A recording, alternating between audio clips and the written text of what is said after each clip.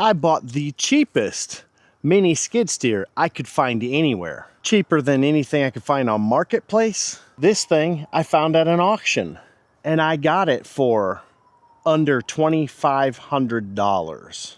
Now, is a $2,500 mini skid steer worth it? You'll be surprised at what I'm about to share with you in this video. Gotta wait for the emergency vehicle to go by. So this is as basic and as simple as any machine could be. I can't imagine anything being more simplistic than this. And that's really a good thing for a homeowner. If you just need help moving some dirt or some gravel, or maybe using pallet forks and moving some light pallets around, you need to run an auger and save your back from having to dig holes with a post hole digger. I mean, there's so many things you could do with this that'll make the average homeowner's life a lot easier. You don't have to have the biggest, baddest thing. Sometimes smaller and simpler is just better. Okay, let me give you a run through. So just a quick walk around. Super basic machine, pretty unique curved arms. It comes with a nice little bucket. You've got your 3 auxiliary ports on it. I mean, just quick walk around. This is a very, very basic, simple machine. But it does what you want it to do. So here's your track design. You've got your drive motor up top on that sprocket. And then you've got a big roller in the front, a small roller in the back, and you've got 2 in the middle. And you got a whole bunch of dirt. Your track tensioner is right there. It's mechanical. Looks pretty easy to use. Grease points. Well, that'll be a problem, most likely. Normally, they'd have a grease fitting here. I don't see one. So I don't see any sort of grease fitting here. So there we go. There's a little issue. Down here, no. That's a grease fitting right there. You've got a needle grease fitting. Huh, that's interesting. Down here on your pins, also no grease fitting. On this one, you've got your hydraulic lines just hanging out here in the open. And it looks kind of cool. They all just come right out. They come right down here. Pretty simple. You got zip ties holding them together if you need a line. It is right from here to here, and they're all the exact same length. So that looks super, super easy. It's not made of the thickest metal, but you're not doing big heavy-duty things with it, you know? Now the arms, they look like they're made out of pretty good metal. It's got this big old square tube and 2 spots there. And then if you want to access your engine, all you do is pull these bolts out and you can get right down in there. Your engine's right here in the back, and you can see by those covers, you can get to your pump stack. I mean, it looks pretty well ventilated. There, right there, you've got your ratto. It says 15, but it's like that 13.5. 14, 15, whatever horsepower it is, just a basic one. Over on this side, you got a cooling fan, which comes on when you turn the key on. And that goes to the world's smallest cooler. So instead of going through this whole thing, they've just got this little tiny cooler right here. But hey, it's got a hydraulic oil cooler, so I'm not going to take that away from it. On this side, you've just got this flat piece of metal, and you've got this. And I've been wondering what this is. You know what this is? Decoration. It's an empty little piece of decoration. It just gives it a little bit of a cool look. I'm not kidding. So here's your on switch, here's your start, and then your choke. See this hole? Your choke's right here. And this is your throttle, up and down. But That's just right through this little hole. Interesting, huh? But I've already warmed it up, so all we have to do is kick it on.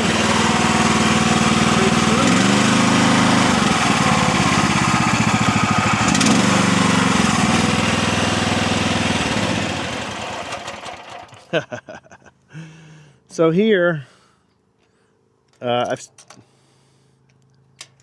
here, you get your voltmeter and your hour meter. See, I got my 0.2 hours on there. This is your on button. This is your on light. And this is your, I think you're gonna die light. I'm not quite sure.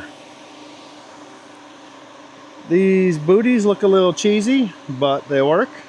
Here's your auxiliary.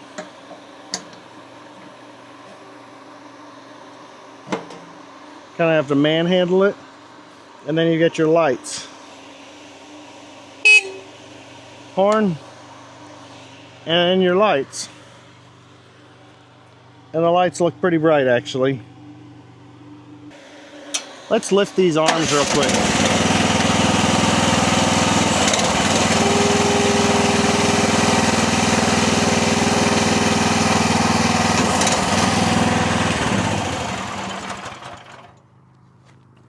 So, when you lift these arms, you can see your two hydraulic cylinders that lift them right there. See a little bit of reinforcement on those arms too. So that should be good. Now if you want to get to your battery, you've got 6 bolts. That'll get to your battery, and your hydraulic oil tank is right there with a key in it. Well, that's weird, isn't it? They've got a lock. I didn't notice that before. Yeah, your in case somebody wants to steal all your hydraulic oil, there's your 2 pump stack, and what's neat is it's open to the bottom, so it's not going to hold all the dirt in. That's kind of unique, isn't it?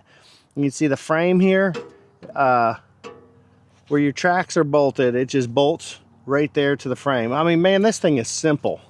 I mean, you could build this in your shop if you had the know-how and had some metal and had some welder, plasma cutter, and a brake. Man, just imagine with this thing pulled off and this thing pulled off. There's just nothing left in the front. So yeah, very, very, very basic. And there's nowhere to grease. Yeah. So got to be mindful of that. Down here at the bottom, I don't see any grease fitting either. Yeah. Ha. So that's pretty interesting. That's pretty cheap. Not gonna lie. Yeah. Nowhere to grease. Well, that's interesting. So I'm not sure about longevity, or I don't know. I imagine the average homeowner's not going to use this a ton. And if you did, maybe you could figure out a way to keep these greased up. I mean, you might want to pull out this cotter pin, pull this pin out and just put some grease, run some grease on this bolt, because that's basically what it is. And I'm sure that would work. I wonder if you could replace this with one of these with a grease fitting in it.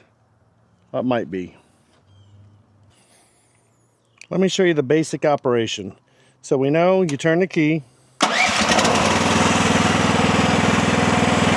So now this stick, right drive, left stick, left drive, together, backwards. So left stick to the left is down, to the right is up on the arms. So then the right stick to the left is up, to the right is down. This is different than any other machine I've had. So this takes some getting used to. I keep forgetting which way is which. It seems to work pretty well. You just have to remember which direction it goes. And here's the coolest part. It drives really well. But if you want some speed,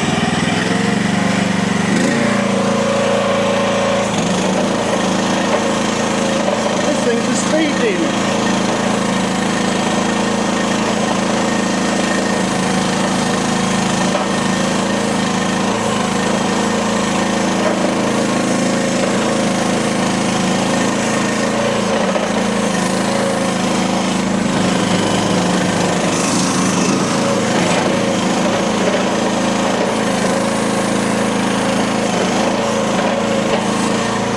something I've noticed when you're driving. Both sticks are exactly the same all the way forward. Notice I'm turning to the right slowly.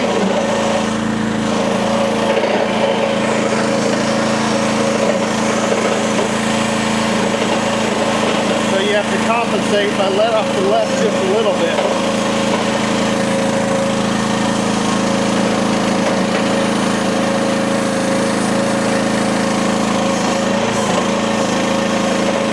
I'm constantly feathering the left to keep it straight, which is fine.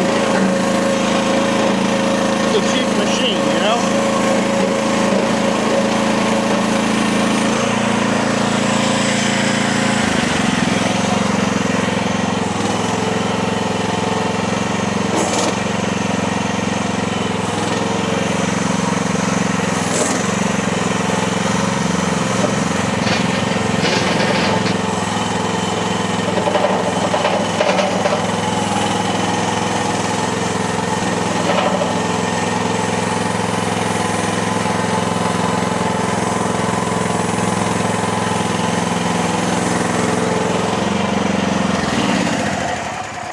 Let me point this out. I just turned here. Do you see that? This is a tracked machine and it's so gentle. And this is sandy soil. I mean, this is honestly like sand. And I didn't even tear it up. That's awesome. Just notice that. That's good stuff.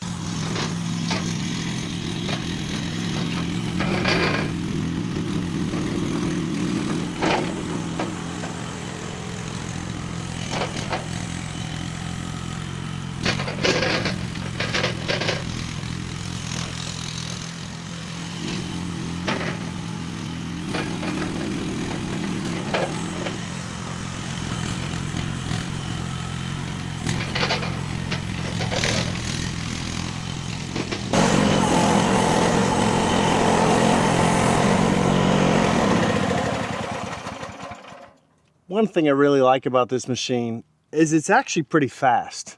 So I think I'm gonna start doing a speed test here. I'll use my shop driver. It's about 300 feet. I'll get it measured out exactly, but I'm gonna run my machines against each other on this.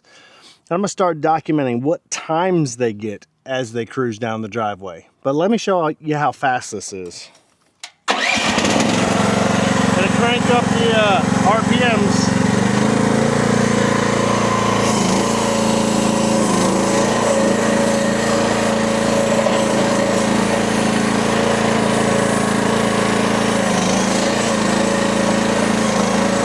I mean, for under $2,200, for under $2,500.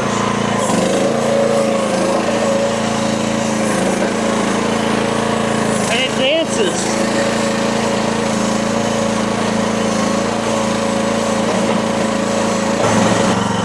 I don't have a very big dirt pile here.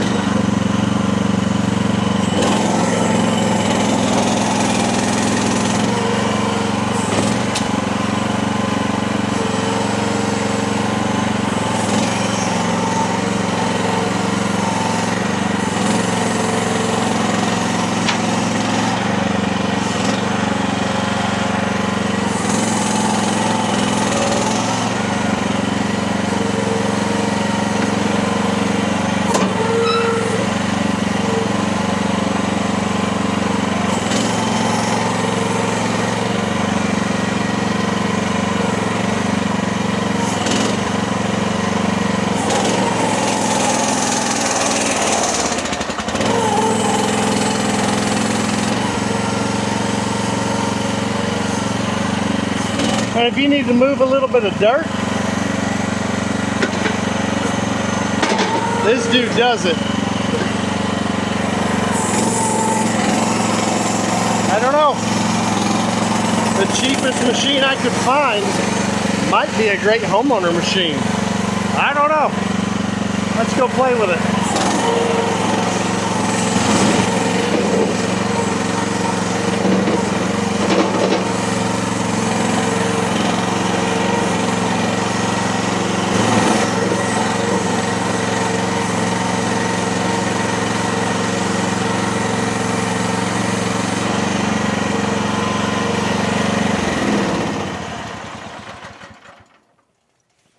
Well, my dear friends are out here waiting for me. You guys want to try it? It's just that a basic little homeowner machine. I mean, under 2,500 bucks. I think I paid, it was like 2,300 plus the auction fees. So, not a ton of money. And it does work. And it seems to be okay. Now, it's cheaply made. Everything about it's cheap, but I didn't pay much for it. So if this thing could get me through some pretty good projects, like, think about how much you could do with this, just from moving dirt, gravel. I mean, you could put forks on it, a grapple, all kinds of stuff, move some logs, move some yard debris. I mean, this really could be a homeowner's best friend, depending on what your needs are. Now, if you're going to need to lift some huge things, run you a mulcher or a stump grinder, this probably isn't your machine. But not everyone needs that. If you need to lift 1,000, 2,000 pounds, this probably isn't your machine. But I can't hate on it. I do like its speed. It is one of the faster machines out there. So I'm going to put together a speed test in another video. I think I'm going to try this out with a whole bunch of my different attachments in another video also. Just let me give you a quick tour. A stump bucket's probably not for it. Probably going to use those forks. I'll see if I can move a trailer with it. Land leveler, maybe. Definitely not the backhoe. That's not going to work. Concrete mixer, I'm sure it could probably do that. Harley rake's probably not the best. Trencher, maybe. We'll try it. And a trencher filler to go in behind that. The grapple might be too heavy, but we'll try it out and we'll see. The sweeper, maybe. Tiller, I doubt it, but maybe. Land leveler, maybe. I think that it would tip over if I stuck the brush cutter on it. I bet I could probably run a wood chipper with it. I don't know. I could definitely do an auger. There's just so many. The wood chipper's a good one to try out, I think. That one is a 3-line setup. Hydraulic breaker, maybe not. Stump grinder, probably not. We might be able to try it. It'll use the hopper, actually. This little hopper. It's got a wheel on the front. You can roll it with the wheel. That's not bad. But yeah, coming up, I'm going to do an attachment video. I think I have 26 attachments now. At the house, I don't have the mulcher, the rake, one of my buckets. I don't have the auger, the log splitter, the 4-in-1 bucket. I think everything else is home, though. These are my dear friends. They're leaving me. It's so sad. Anyway, in conclusion, I think this seems like a good machine, but I'm going to put it through its paces coming up here pretty soon, and we will see just how good it really is. So thanks for sticking around. Thanks for coming out. I appreciate every single last one of you. Don't forget to like and subscribe if you want to see some updates on this and a bunch of the other machines I have coming up. I'll give you a sneak peek. See a little row of machines over there?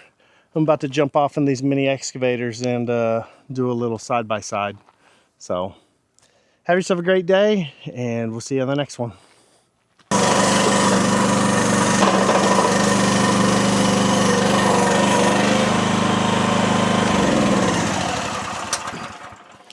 I bought the cheapest Chinese mini skid steer. I bought the cheapest Chinese mini skid steer that I could find at any auction.